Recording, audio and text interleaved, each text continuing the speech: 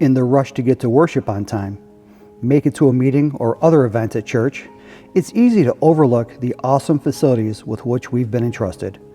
Our building sits on 17 of the most beautiful acres in the Finger Lakes region. As Becky Gerard so appropriately said in a recent Telling Our Stories video, and I can't think of a community of people that I would rather be working with and together with to do what God is asking us to do. Well, I'll go a step further and say that I can't imagine a more beautiful place in which to work with our church community to fulfill God's mission. Every week, PPC's Team Facilities is working to maintain, repair, and enhance our beautiful building and grounds. They are truly heroic in their mission.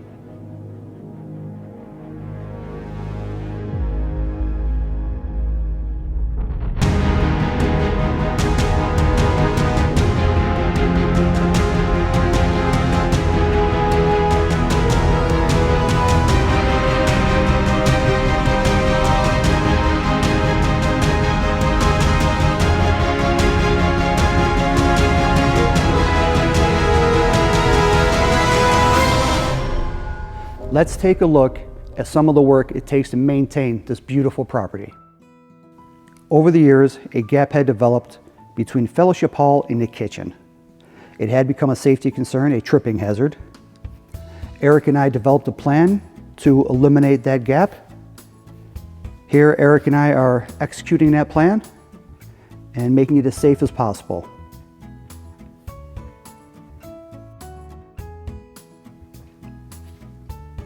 No job is complete until the cleanup is done.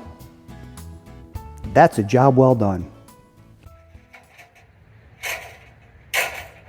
One day while hiking up on the hill, a congregant noticed that a gutter was down on the back of the building. They came to me to let me know. At that point, Eric and I waited for some beautiful weather, and we got together to make the necessary repairs to the gutter.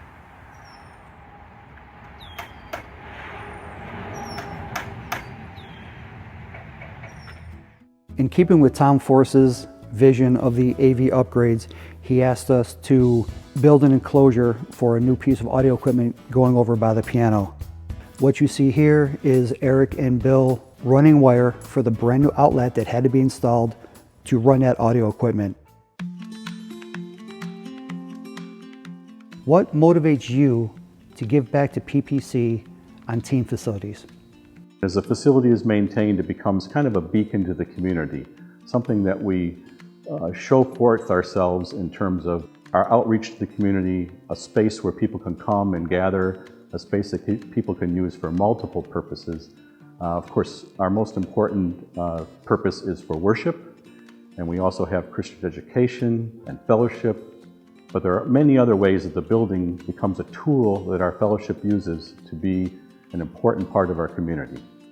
The things that we do on facilities really intrigue me, whether it be hanging TVs on the wall or putting a banner up. I get to mow the lawn in the back acreage. I really do enjoy that. It's kind of my time alone at peace. And I'm going to do that for as long as they'll let me do that. I help out on the facilities team because I get a great joy from working on God's house to make it presentable, appealing to anybody that might come in and see our facility. A snowy day in Fairport, New York, salt spreading to keep people safe.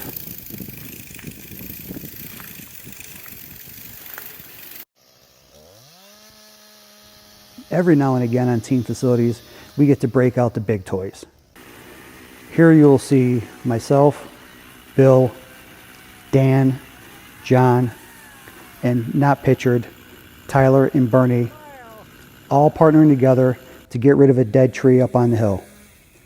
As we cut the tree and sectioned it, it was hauled down to the parking lot, and then a Tyler-led youth group hauled all the brush down to the road, saving us old guys a lot of work.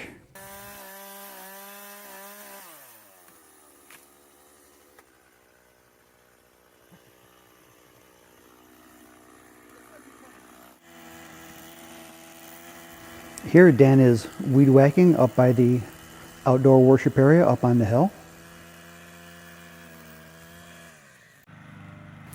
Steve taking on the job of doing all the hand mowing behind the church. Steve, we really appreciate you taking this on all by yourself.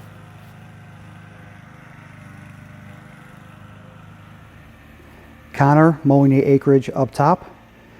Dan took a minute to teach Connor how to drive the tractor, and he's been doing a great job ever since. Thank you, Connor.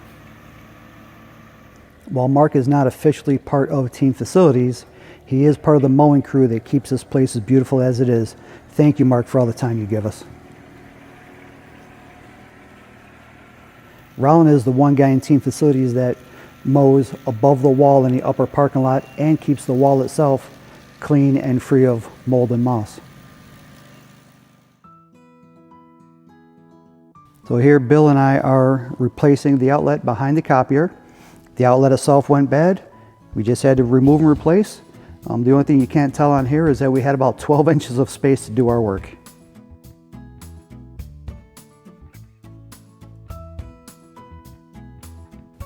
In this project, Bill and I are upgrading the parking lot lights. They needed to be rewired to accept the new LED bulbs that Bill found. If you've been in the parking lot at night, you've noticed what a wonderful difference the new lights have made.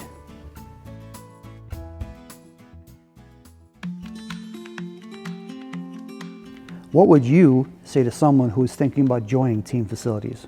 I would say you don't need to be a plumber. You don't need to be an electrician. You don't need to know how to hang drywall. You just want to come prepared to help in any way that you're needed to help.